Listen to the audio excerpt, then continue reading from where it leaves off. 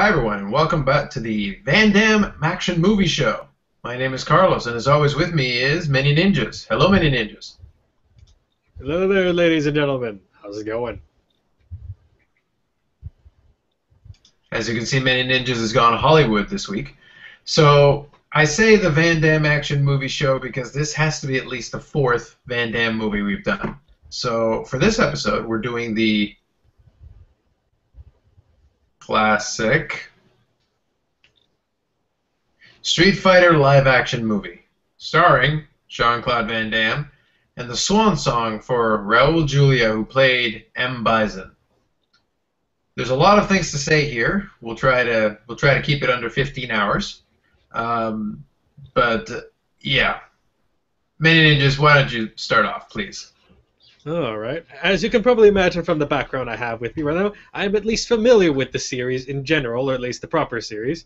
Actually, I think I will take my sunglasses off after all, just to make it a little easier to read my own notes here. But generally, this movie is a complete train wreck, or was a complete train wreck in production, which basically translated onto the film itself, which I could either give you a general summary of it now, of exactly how bad it got, or should we save that for a bit later? You know what? Start off on it. It's fine. Right now, just give them the idea. All right. So the general synopsis of wondering is like, why are we covering this particular movie, and just generally how bad it really got. Well, for starters, on the multiple recording sets, you had issues with on the Thailand set, for one example, the entire area where they were recording being completely ill-suited for it, including them actually blowing out the better part of a city block and then some, with some of the equipment they were using. On the Bangkok set, everyone was getting terribly sick due to not being used to the food or the thing, being dehydrated, but not so much that they apparently weren't well enough to go to the massage parlors around there, so effectively when they weren't on set, a lot of the younger males were described as being basically spending their cash on hookers and blow. You had, speaking of drugs, one of your main stars, Van Damme, was getting hit with a 2-4 in terms of, one, still being highly addicted to drugs at that point, as well as coming off his third divorce at the time. But I don't feel it remotely affected his performance. Well, I imagine maybe he felt a little better because, at least according to him and some other people later, mostly him, he wasn't so bad off that he didn't have time to have an affair with Kylie Minogue, according to his words at least. Showing her around Thailand and then showing her his Thailand, that being an almost word-for-word thing of what he said. Let's see, what else? Raul Julia had just finished being treated for stomach cancer. Unfortunately, his health, as you can see from the credits described there, this being his last movie, his health did decline, but he was able to basically muster out the best performance of the entire film. Not a difficult thing to do. Yeah, not a difficult thing, but basically, just a spoiler alert, the only good acting in this film is Raul Julia. That's for fact. No one can contest this. The only good acting of any sort was Raul Julia. And, oh, did I mention that Kylie Minogue's only reason for her inclusion? Because in order to appease the Australian board, when they were doing some shots over there, they needed a local actor, and they just basically came across a picture of her from a swimsuit magazine. That's why she was there. The original board of directors over at Capcom basically ended up shoehorning in, basically forcing the director to shoehorn in more characters from the game series. So you have a bunch of characters that literally show up just because. I'll elaborate on that one a little bit further. And everything got rushed for a Christmas release so late that they didn't have time to put in all the special effects, which is why some things look even more craptastic than you think they do, because they didn't have time to put the proper effects in there. They had special effects? They were supposed to. And a lot of them got cropped out because they didn't have time, and they had to recut the film also to fit PG-13, because it was also being tied for a toy line that they're rushing out for that same Christmas because of a deal made with Hasbro by Capcom, and they needed to keep it PG-13, as otherwise you can't sell the toys towards kids for something that is rated R or higher. Or at least they were really against that because of some other incidents that had come up. Mm-hmm. All right. We will discuss that briefly momentarily. Non-spoilery verdict, Mr. Manyninjas. Well, I technically said a bit much there at the beginning, but generally in terms of the movie, let's not be frank. Let's be frank here. The movie is bad. The movie's so bad it's good realistically. I don't like it because it's a good movie. It's a very bad movie. But there are so many things that are so bad about it, it makes it entertaining again. Realistically, if you are not a fan of the series, I couldn't actually suggest buying it, though. This one you can actually live alone. Just look up some of the funny things on funny clips on like YouTube or something like that, and you probably get the best gist of it and the best part of it. Because overall, it's generally a bad film. It's only for people who have a good sense of humor, maybe, or maybe really diehard fans. And even then, there are better representations. Like any of the animated films tend to be better. And let's not even talk about Legend of Chun-Li, which was somehow actually worse than this film. That's a bold statement, sir. I haven't seen Legend of Chun-Li, so I wouldn't know. I will say, no, it's heinous. It's a crime against cinematography. But I will say that I did chuckle a couple of times. They did make a couple of references. They did really squeeze in a lot of characters from Street Fighter. I will, and we'll talk about it a little more in a minute, I will give credit that they did do certain things that I thought was at least interesting, or at least they tried to. Execution is a different story, but at least they tried. I would say it's middle of the road. It's watchable. If you you'll get a chuckle out of certain things. But other than that, yeah, it's basically worth like a once a decade viewing if you can get your hands on it. Whatever. That would be my suggestion. So let's go beyond that into the actual crux of the movie. Here's my thing. Let me explain kind of why I would consider it, kind of middle of the road, but why I did get a chuckle. Since they tried to squeeze in so many damn characters, and they did it as a live-action movie, and they tried to write the script so that you could plausibly put it into some element of reality, I did think they did a good job coming up with some way of including these characters in a way that didn't seem like we just randomly picked them. Ken and Ryu were together as con artists. Jean-Claude Van Damme's Guile was, Colonel Guile. Cammy is a lieutenant. From the bad guys' standpoint, from the rest of the good guys, Chun-Li, Honda, and Balrog are a group that are going against Bison. And on Bison's side, you've got DJ as one of his henchmen. You've got Zangief as one of his henchmen. Dalsim is an unwilling participant scientist. And you introduce Blanca. Out of all the characters, I think the only one where they really kind of pushed it and stretched it to include the character was probably Blanca. Everybody else, you can, at least it sort of makes sense how we got there. At least the characters have some reason for being there. And I will say that I felt like the person who costumed this movie and who picked the people would have made a great cosplayer, because a lot of the characters, by the end of the movie, almost all the characters bore a very solid resemblance to the characters in the game.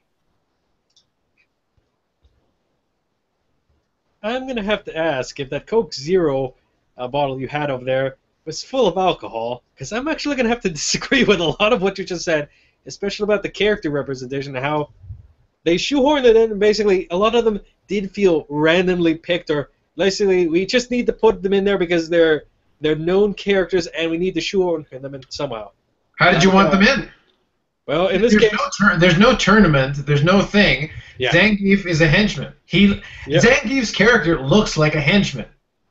The funny part is, character is a guy who looks like he could be a henchman. What is the part where out of the characters we're talking about, which is the one that you feel was the most random? Okay, shall we really begin there? Go ahead. Okay, let's start. Okay. Well, from the early introduction, okay, Zangief as a henchman, I know they wanted to present him as possibly evil or just inept there. No, he was never evil or inept, just Russian. He was a Russian nationalist, if anything. So, okay, basically, I understand they wanted to put him in there somewhere, and realistically, he was comedic enough in there, and they had a good enough pick. Fine, I can let that one slide. DJ was basically just a dancer, musician. Never evil. He was just some guy who liked music a lot, but apparently he was an evil ex-Microsoft employee. They mentioned that he left Microsoft in order to join Shadowlaw. Hold on a second. But who cares? Here's the thing. Like you're talking about the background story. I'm sorry. They might have added more background. I'm gonna say for 1 second. Let me just come back here. My background on Street Fighter extends only to Street Fighter 2 and its 57 iterations. Yeah. I'm sure that at some point they came up with more background story to them. The Street Fighter characters, for the most part, for the majority of the audience, are two-dimensional. Zangief is a big Russian dude. I don't care about his background. Really, they could have reinvented the wheel on all their characters and given them a reason for being. I'm going to say, in the context of the movie, they had a reason for being there, and it wasn't completely nonsensical. Like, DJ is a music listening guy. Well, great, a lot of people listen to music. You can be a bad guy and listen to music. What does one thing have to do with the other? The thing is, as you just kind of pointed out there, it's basically, you're going off the basically people who are just familiar with maybe the Street Fighter 2 iteration, which basically at that time was the only iteration there. Yeah. And it's like, technically, did people have a lot of character? No. But the characters you included there, you actually had just barely enough in there. And it's like, okay, this is kind of what people were expecting and we were planning on with the licensing. And then you don't even use, or you completely throw 180 on the things that, what little you have material you had there to work with, you screw up. Who cares? It's a video game movie. Let's put it this way. As far as video game movies go, there have been far more egregious abuses of characters. And abuses of characters who actually have a backstory. These guys have... Their backstory can be written on a cocktail napkin. There's almost nothing there. All we really have is basically a physical description and a name. Physical description, name, and literally, maybe you could give them each like a sentence background there. Maybe. The problem is, even then, it's like, okay, you have these characters there? Okay, we need a sentence. No, literally, the problem was, remember how I said the Capcom directors basically were forcing shoehorning in? It's like, we need to add this guy and this guy. They literally did just pull names out of hat. It's like, we're going to put you here, we're going to put you here. That literally is what happened here. I understand. And it really does feel like that as the movie went on.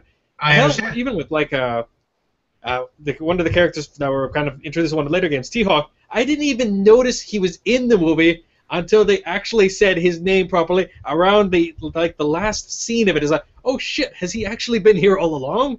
If they didn't have them change a headband, it's like, oh, when did you start wearing that T-Hawk? Oh, it's a part of my... Wait, that was T-Hawk? I thought that was just some generic dude this whole time. And it's like, okay, we have Carlos Blanca, Charlie. Wait, they have a Charlie. They mentioned Charlie as kind of like a big element for who Guile was getting revenge for. But Charlie's alive at this point? Okay, how do they make this? Oh, he's Blanca now. Okay. And, oh. Dalsim is sorry this out? Alright, sure. Why not? Hey, what do you know about what he studied in India? Actually, based on what they loosely introduced in the very first game, enough to say he wasn't a scientist. That's okay. They upgraded his education. You know, you're allowed as an adult to go back to school and learn more. You're selling Dalsim short.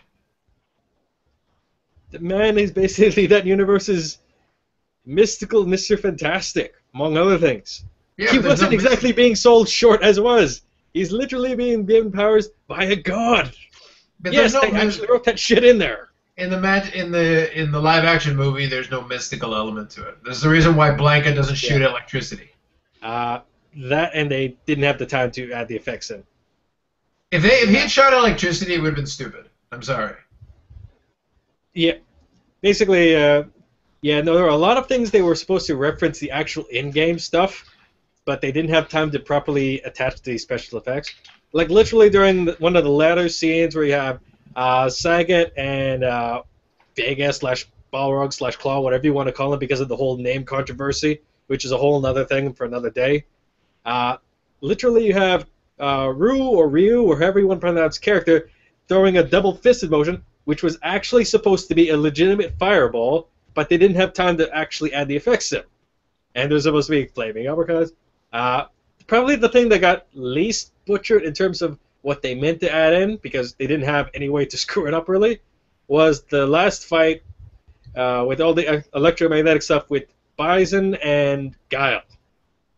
And that's because there was a lot of wire work already involved in there, so at least it was heavily implied enough that you know it was there. Right. Okay, can I interject for 1 second? Sure, this thing's giving me a headache. 1 second, go ahead. I think the key here is to look at it in context. Yes, they screwed it up. Yes, they wanted to do this, that, and the other thing. But I'll be honest with you. Let's assume for a second. Look, I'll throw it to you this way. Let's pretend that they had been able to do their special effects work. It wouldn't have helped the movie. The flaming uppercut, who cares? I know it's in the game. I understand. Like, I pulled off the move enough times myself on the Super Nintendo. But who cares? When you make the live-action movie, you've got two options. You either try really, really hard to stay completely faithful to the source material, which will appease certain fanboys. That's great. But it's not a tournament. They're fighting, but they're not fighting. I actually think that the angle they decided to take, they actually took more of a real angle to it. Now, it wasn't the best written thing in the world, but at least it was plausible. M. Bison is a warlord. Now, are there still holes? Gaping holes you can drive a plane through.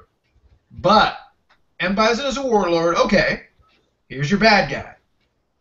Colonel Guile represents the good guys trying to get to him. Great. Okay, fine. So Zangief and DJ are some of your bad guys. Sagat and Vega are bad guys. Sagat is a gun runner. Vega is one of his henchmen. Still works. Good. Ken and Ryu are kind of guys in between who end up going with the good guys. Still good. Chun-Li's got a reason for doing her things. Those characters have got a reason for doing their things. Cool. Make Dalsim a scientist so it gives you some reason to put Blanka in the game. In the movie. Fine. You know, with the Blanka thing, it got a little silly, but whatever. I'll be honest with you. If you really want to nitpick, out of all the stuff they did, if they had started adding in flaming uppercuts and fireballs, I would have been like, this is stupid. If Dalsim had mystical powers, stupid. It wouldn't work. Just because it's like, now you're trying to make a completely different game. Why don't you have Dalsim fight a dragon then? Like, it wouldn't make just about as much sense at that point. Where I think they screwed up is that they just got lazy as hell, even in the script writing. Because, you know, the whole thing M. Bison does at the beginning here is he kidnaps hostages and asks for $20 billion. For me, out of all the stuff you're talking about, I can overlook it for no other reason than I'm not that attached. I appreciate the game. I appreciate the franchise. For what they were trying to do, I don't care that there were no fireballs. What I care about is that you're trying to tell me that these hostages are worth $20 billion. Let them die. They don't state any reason why these hostages are supposedly worth $20 billion. It's like, well, it sucks for you guys. We're not giving you $20 billion. Bison, go kill him. I have a weirdest feeling that, like I said, because they had to change so much stuff around to appease the investors in the film, along with the people who were giving them the license, a lot of the things which I'm shaking my head about is like, why is this character doing this? I don't think they were actually part of the original scripting. I think the original script might have actually been more coherent than what we actually saw, but because of the extra meddling, it became more and more deranged and unorganized as time went on. I actually sincerely think of that, because realistically, in terms of course, as a tournament movie, no, this would have fallen flat on its feet. It can't work. That was one of the best decisions they made very early on, actually, that there's no way a tournament movie could have gone with. And it really should focus between Guile and his forces, whatever they represent there, versus the Shadaloo army, which is effectively the crux of this film. And if they had really kind of stuck to the guns and made it stick with what was described as the original plan that way, it actually would have been a really decent, coherent movie.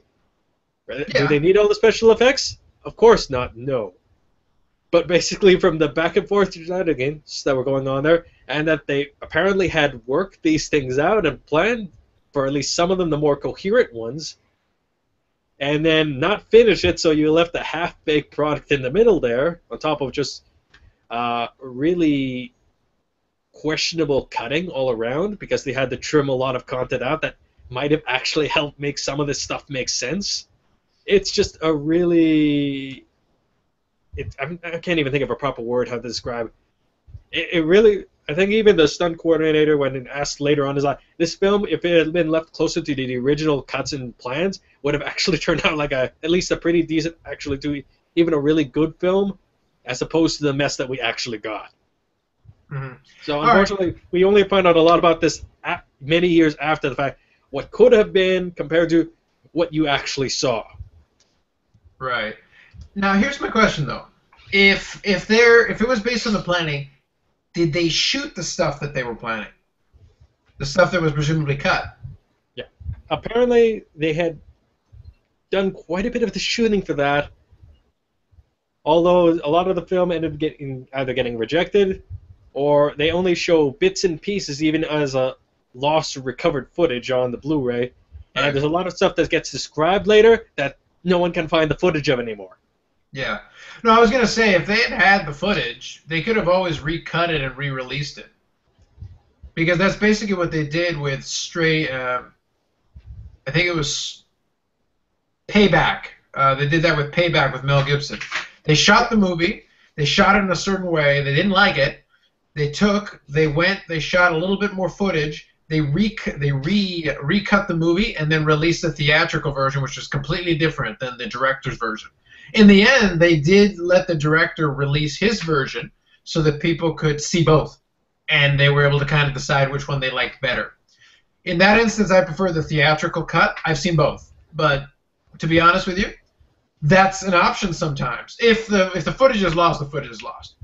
But let me pose this question to you then. Yeah. You know, you talk about the thing. Let's forget, let's not get any grandiose ideas. Forget it's Street Fighter for a second. Yeah. It's just a movie where you have a bad guy, a good guy, and a couple of basic revenge plots. It's not an exciting premise and concept, but I don't think, it's not a good script, but I don't feel like the movie that they ended up cutting is that much worse than a lot of other movies that I've seen in the genre. What exactly, you're telling me about these things that they could have done. If I'm comparing it to these things they could have done, okay, great, okay, fine. But let's assume, let's grade on a curve here. With what we're actually looking at, yeah. What exactly is the problem? Outside of the hostage being worth $20 billion for no reason whatsoever, I don't see what the issue is here. Probably, at least in my own perspective, as you understand, as someone who's more familiar with it, for a moment, we'll try to divorce there. If you overlook the fact, or what they literally banked the whole damn thing on with the license they put there, realistically, then the worst problems left with the film is just the level of polish on a couple of things. Yeah, then it just becomes a half-baked movie that they didn't quite get all the way on. Yeah, and realistically, there's at least a partial reason why there's a certain lack of polish. Once again, referring to the health of Raul Julia, a number of his scenes were supposed to be recorded earlier, but because of his very noticeably poor health originally going into the start of productions, they actually had to rush a bunch of the later scenes and recordings before they could do too many scenes with Raul Julia, so everything got rushed way ahead of time. So you had a stunt coordinator who wanted weeks, if not a month or so, training for some stuff, basically having to train on the day of. For one character, the Ryu's character, describing a particular scene where he was supposed to do a sword kata, he basically learned that an hour before they started recording from someone who was basically a stagehand who just happened to know some sword stuff since the person who was originally supposed to train him came back and was like, I actually don't know anything about swords. I'm more of a hand-to-hand guy. So he had to learn it from a stage hand from the Taiwan side, who basically taught him on the fly how to do this stuff properly. Yeah. It was just, everything was kind of done really last minute. I'm actually surprised a lot of it turned out as it did because of just how roughshod most of the production was. Yeah. Well, so the thing is, what I'm getting out of it, from my standpoint, is that you've got a movie where almost everything that could have gone wrong did. One of your lead guys was dying. Your other lead guy was coked out of his mind. You've got inexperienced actors galore. You've got a bunch of people. You've got a half-baked story that doesn't really make a lot of sense, doesn't hold up to a lot of scrutiny. Yeah. And then you've got a lot of meddling all over the place, and a lot of stuff has to be thrown together at the last minute. But here's the thing. When you take all that into account, it's a bad movie, but what were you expecting?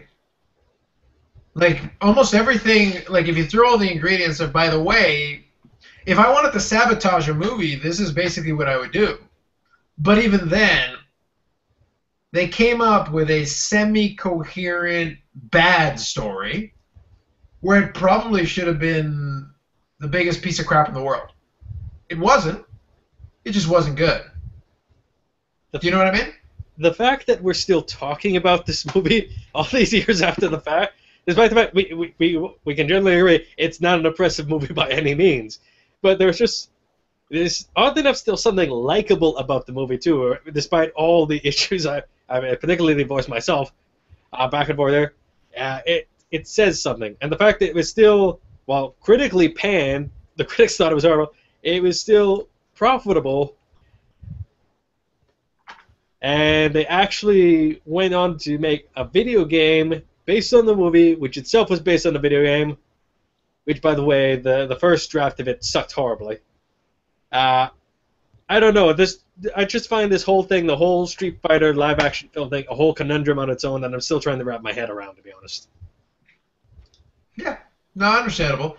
But yeah, my counter to everything that you said is, if we divorce the fact that fans of Street Fighter would want more, then it's just a kind of crummy action movie that tried but fell short on a lot of elements. A lot of the special effects stuff, like I said, I don't think would have helped. It wouldn't have made it any better. It would have increased the budget, but that's about all it would have done. Like I said, for me, watching it, not nearly as attached. Knowing the franchise, having played the games, but not being that into it. It was fine for me because I got a chuckle out of some of this stuff. I had an appreciation for, I knew that they had a lot of difficulties in putting it together, so I had an appreciation for it. I was okay with it. And I thought Raul Julia did a great job, all things considered. He was not in good shape as he was going through this movie. He got about as much out of whatever he could get out of that character as he could, considering what they gave him to work with. Jean-Claude Van Damme was coked up Jean-Claude Van Damme. He got about as much out of himself at the time as we were going to get. He wasn't going to give us much more. For me, the big takeaway was, like I said, if you remove yourself from that, I thought Kylie Minogue managed to look very much like Cammy. I thought so. Jean-Claude Van Damme as Guile was ridiculous. I would have loved it if he had done like the fade top hair. A little bit the bigger hair would have amused me. Raul Julia looked like, obviously other than the fact he was really thin and dying, I thought he was a decent M. Bison. Zangief was a dead ringer. I thought really good choice. And Vega also, really, really good casting on those. Sagat was okay, but I think Vega and Zangief were the two guys that very impressive, and Chun-Li as well. I would say really looked a fair bit like the characters in the game, which I thought was decent casting on their part. Realistically, for Chun-Li, if they had just gone something that was maybe closer on moral, there are no questions whatsoever. Guile, Van Damme as Guile, you really kind of wanted the hair there. The hair would have been a thing. Yeah. Technically, even just by the general uniform, you think it's just kind of a general uniform. But actually, double checking, it is based off one of the alternate colors they have from the standard games. It's like a player 2 or player 3 color. I can't remember which one. But aside from the hair, it's like, you know what? No, it's actually close enough that it still works. I think the reason it works is because Jean-Claude Van Damme still had the physique to pull it off. Yeah.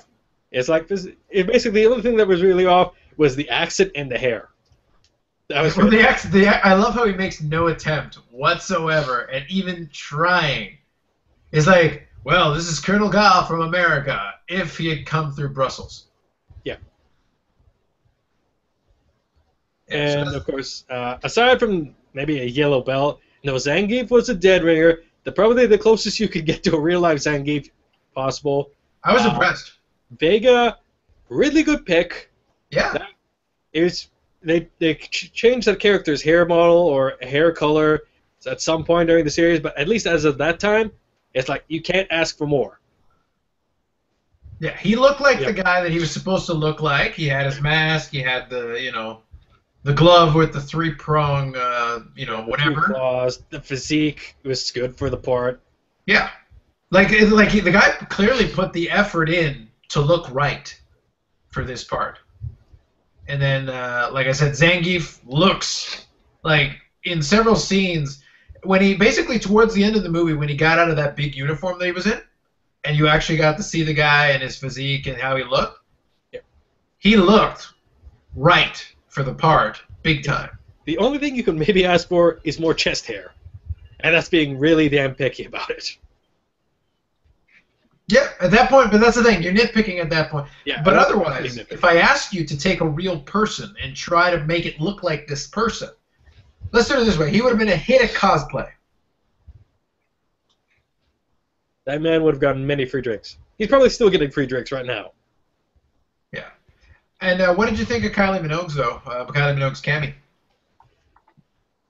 Realistically, in terms of the character, they actually, I think they had her, or someone very similar to her, actually come back for the later video game stuff I was mentioning, which had her dressed, if it was her, then it had her dressed closer to the traditional Cammy thing, and it's like, no, this actually, if they had done it there, the costume makes no sense for the movie. It doesn't fit for a proper military outfit. But no, actually, it's basically, that's almost as close as you can realistically get without getting nitpicky. So, no, she was actually a good fit for there. And in terms of her role, they dumbed down the character, but it still was a pretty decent portrayal, I think. Yeah, but that's the thing. That's the angle I've decided to take on this movie. I'm grading on what we were trying to do. Even though there could have been other things, I honestly don't think, with the script they had, and even if they had done some of the other stuff they proposed, I honestly don't think there's anything they could have ever done to make this a good movie. Like a legitimately good movie. I don't think it would have happened. I have yet, very rarely, we could argue the Mortal Kombat movie, the first one maybe. Let's not talk about that one yet. No, but I'm just saying, in terms of video game movies in general. Yeah. I don't think video game movies, I really can't think of one that strikes me as, this is a video game movie that's also a legitimately good movie. Yeah. The closest to this day, I don't want to talk about too much because, let's be honest, that's probably our next video we're talking about. But Mortal Kombat is probably the closest I've seen to date that can actually fit that role. Yeah, and that's the thing, is like, it's slim pickings. If you look at video game movies, it's really slim. Yeah, there's some more recent movies, but honestly, I joke about it with some people I know, but there are a handful of movies that came out more recently that honestly I know they're so bad that I wouldn't subject us to it. Like there's an infamously bad movie, and technically there's a second one they're being made for the Tekken series. It's not good. The King of Fighters series is actually the King of Fighters movie is actually worse, and an even greater bastardization on the series than what I'm talking about for Street Fighter here. Just as a cold note for Legend of Chun-Li, on top of being critically panned, It made $18 million overall, I believe, worldwide and everything. How much do you think it cost them? To make it? Yeah. I'm going to assume they don't have a lot of explosions in it. I'm going to say 30 million. 50. How much of it went to Kristen Kruk, the girl there? Uh, I would assume they probably paid her a lot. I think there was money laundering involved.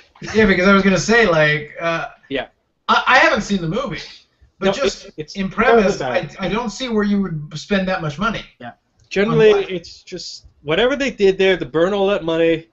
They were actually supposed to use The Legend of Chun-Li as a spawning point or starting point for a renewed series of media-related projects for Street Fighter stuff after the Van Damme film. But Legend of Chun-Li did so badly, it killed everything after that. Everything got completely kiboshed. You know, the funny thing for me, you know the actress who played Chun-Li in this movie, in the 1994 version? Yep. She has a role in Agents of S.H.I.E.L.D. Yes, I believe I recall the one. Yeah, if you get a chance, check it out. She has aged very well. Yeah. The funny thing is, she's 50. The funny thing is, if you had put her in Legend of Chun-Li, she probably would have done better. Yeah. Let's see. I can't remember who was in the role of Legend of Chun-Li, but realistically, I remember it was one or both actors. I think they might both have appeared in Agents of S.H.I.E.L.D. at some point.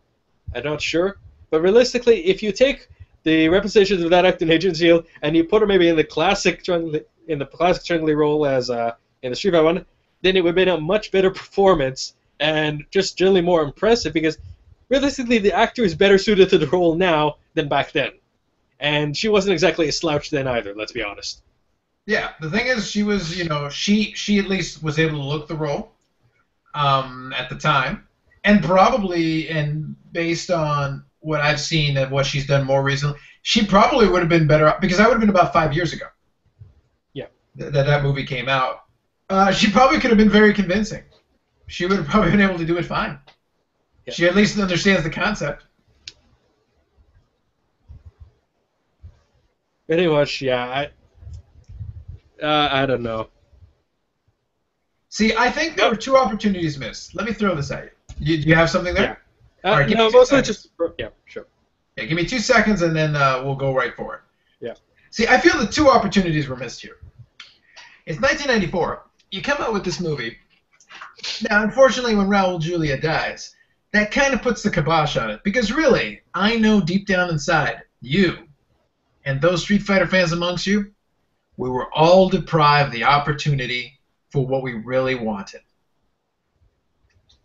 We really wanted live action Street Fighter 2 Championship Edition Turbo. Well, they did leave it open for a sequel at the end. Yeah, but the best end of the credits. I understand. But the best part is, if Raul Julia could have somehow lived, and if they could have convinced him, and it would have taken some convincing, it would have been hilarious. See, the thing is, I would have done Street Fighter 2 Turbo Championship Edition. I would have made the movie 20 minutes, and I would have actually recorded the movie normally and played it in 5 times speed. Not everyone would have gotten the humor. Wait, no, I see what you mean now. Yeah, no, that would actually work too. But no, realistically, no kidding, folks. Raul Julia was obviously the best part of the film. In fact, a lot of my notes here include a couple of spots that are Raul Julia specific here. Like, okay, pretty much, especially during the initial scene, the private interview with Chun-Li, where you have, of course, changing out of his pretty much his battle uniform into a more relaxed leisure suit with his stack of alternate color, referring to all the alternate colors whether you pick the multiple players, bison hats, of course, and as Chun-Li is describing her life story, he sets in the mood lighting, he sets in the mood music in the background, and you have all his impression and paintings of himself, plus the obvious Napoleon reference painting that's in the background there. This movie's M. Bison was a really interesting guy. It could be a smartass. And it was just really over the top. I really liked that character, and I find it unfortunate that, unfortunately, with his passing, we will never get the chance to see more Raul Julia as M. Bison, because that alone, if they played it up properly, is worth the money, and probably would have been a better film if they played that as a comedy rather than trying to play it straight like what they did in this film. Character was that silly. Absolutely. But that leads me to the other thing. My thoughts in the movie as regards to Raul Julia. In your notes anywhere, does it say he deserves better? Because clearly he was carrying good large chunks of this movie. Realistically, a lot of people only agreed to go into this film because they didn't know anything, because they saw Raul Julia's name attached to it. And that's a true admission for people later.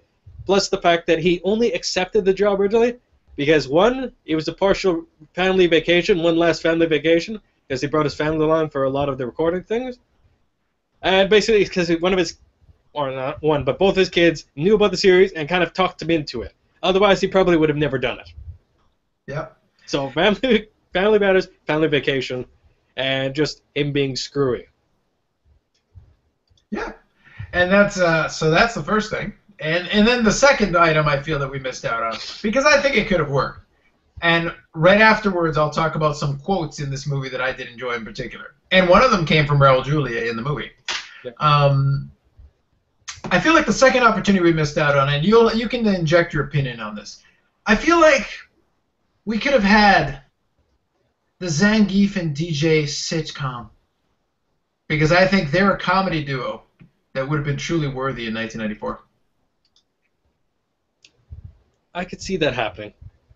I think that would have been a great way to take it. That Zangief and that DJ, is DJ hating him, Zangief being the lovable Russian oaf. I think that's comedy. Basically, almost everyone's interaction with Zangief were pretty damn funny. Because everyone's like, did he seriously say that dumb shit?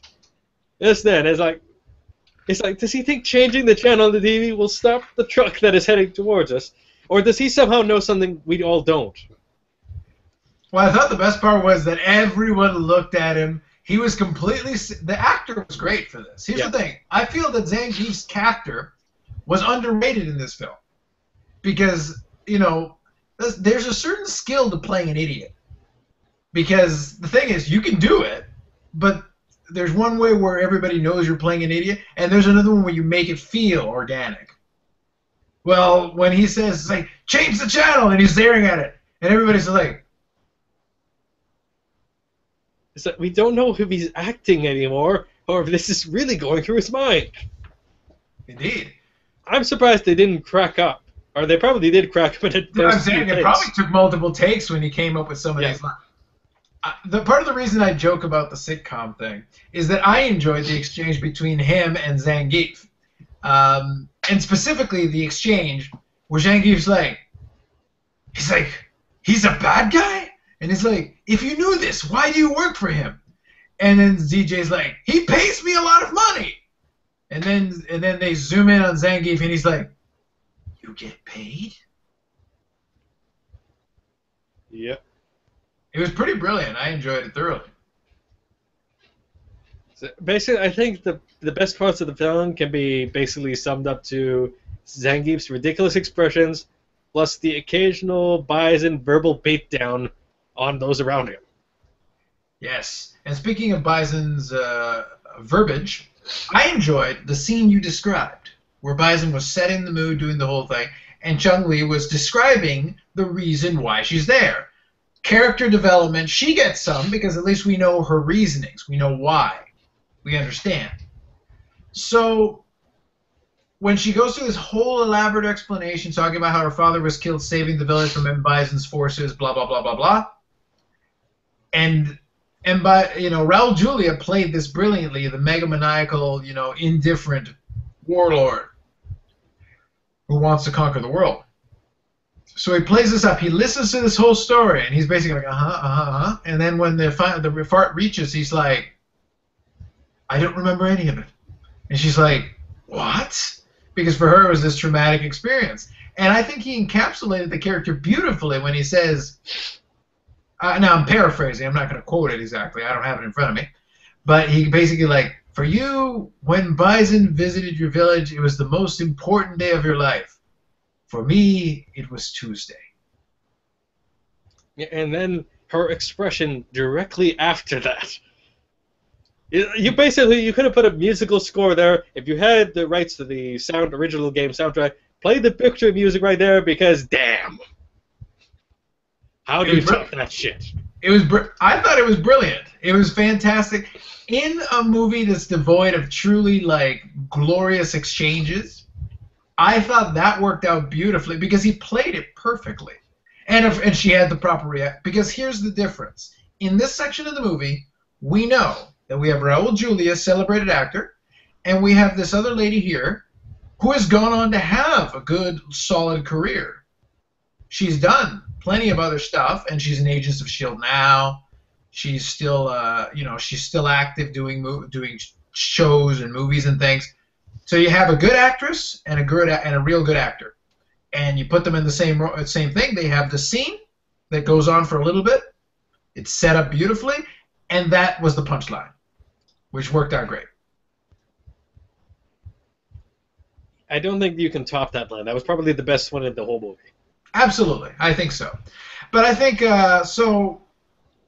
My overall thing, like I said, is that I'm grading it from the standpoint of I'm not worrying about the franchise per se. If you look at it from the franchise standpoint, yeah, it was a bit of a black eye, a bit of a slap in the face. If you look at it as, you know what, let's look at what we're really looking at. The plot was half-baked. It didn't quite get there, but they tried. The characters, for the most part, even though they do feel randomly thrown in for a lot of people who really care about the little backstory developed in the game, I thought for what they were trying to do, treat it almost as an alternate universe. This is almost like the Star Trek reboot. Like, it's Star Trek. It's the same characters. And it's at some point you basically have this it's like these characters in name only. Try not to pay too much heed. Yeah. Put the manual with the proper things, what you know and what they built upon later because of basically the long extent of it. Put that down and pretend this is something else, and just try to enjoy it for what it is. Yeah. No, the reason why I'm using the Star Trek example is that the reboot movies have Captain Kirk, they have Spock, etc., etc. But because they wanted to reboot it, they couldn't do the exact same thing. They have to come up with a different angle. Well, treat this almost like a reboot of the concept. It's like we took the basic characters, but we took away Dalsim's mysticism. We took away, because of special effects in this case. Blanket doesn't shoot electricity. A bunch of characters become like henchmen for Bison rather than just being individuals regarded to this thing. Chung-Li has her little posse there. They didn't necessarily have an association in the video game, but in this case they do. But there's a reason why. They're all against Bison. Fine. And in the Star Trek thing, they did a similar thing. They destroyed Vulcan, which didn't happen in the other Star Trek version. It didn't happen. I hope I'm not spoiling it for anybody because that movie is also years ago. So, and there's been a sequel. So the sequel will reference it also. And really, in the newer one, you have things that didn't occur in the original series. But they had to do it that way because otherwise, why would you need another one? Just watch the original series. In a similar vein, this thing, they tried to come up with a reason for people to be there, even if it wasn't the strongest reason, but they tried to squeeze them in. And I think for what they tried to do, if you consider how much they tried to squeeze in, at least people had a role. They had a reason for being in the building. Well, most of them. There are a few people that honestly is like, who is this guy? Namely, someone like Captain Sawada, who was basically one of two pretty much Japanese actors, I believe, in there. And I believe in his case, he was literally the only one that was always dubbed, because his English was actually worse than Van Damme's, mostly because he really couldn't speak English. Well, the thing is, though, they've got their United Nations ripoff, the Allied Nations. Yeah. If Guile is leading a multinational force, you're going to have commanders from other nations. Yeah. So that still makes sense to me. Well, technically, the reason I say they made it make enough sense there But realistically, he was actually supposed to, I believe, play Ryu's role. But because they basically had people coming after the investors say, no, we need someone who's still a better native English speaker. In that case, what do we do with this guy? This guy seems too good to waste. I don't know, make a new role for him? And that's how we got Sawada. They carefully planned that out. The thing is, I think the overall, I think the final verdict we can look at it is, I think they managed to make the most out of parts that didn't fit together. They had a script that didn't quite make sense. They had some inexperienced actors. They had actors that had no idea what it is they were being asked to do up until the very moment they had to do it. They had last-second changes. They came up with things that they didn't have the right personnel to train them for. Their big guy, their most experienced actor, was dying. Their second most experienced actor isn't a good actor. They're working with a lot of handicaps. I think they actually got pretty far on this, all things considered. They got the most mileage they could get, although technically, pretty much to his record, at least there are some clips of Van Damme helping with some of the coordination for the stunts, and basically helping some of the characters learn how some of the martial arts stuff should work, or how to best do it without hurting someone. So at least he had some usage when he wasn't busy basically being coked off his ass or having an affair with Kylie Minogue. Yeah, well, the thing is, that's the thing that Van Damme knows. If he knows nothing else, it would be fight coordinating, because he has enough experience. Yes, how to do the splits. But yeah, that's my mindset on it. I think we've covered the majority of it, but did you have any closing thoughts you want to throw in there? No. Basically, in one form or another, I've covered most of the stuff in the general thing. Okay, the guile knife scene holding up an entire gang supposed to win the thing, that was funny. Once again, multiple statements of Raul Julia being clearly the best actor in this film I have in there. What I do find funny is they did make a few references with random background stuff and a few kind of small Easter eggs to things that were in-game, such as Honda's actor getting some scratches and scarring, and what the blood pattern there, if you look carefully, actually does seem to mimic some of his actual face paint. And the Bison Gym has a background, which is kind of a Japanese art print, which actually references Honda's in-game background stage for his bathhouse. So basically, there are a few things mixed in there. For the Boxer character, Balrog, because of the alignment switch, because he was originally one of the evil characters, they actually made it as the smartest portrayal of that character in any of the versions of the character made so far. And this movie helped spawn the cartoon later on, which I believe was done just a little bit after for the continued holiday season plus toy advertisements, which was actually more retarded than the TV or than the movie itself, because it got dumber from there.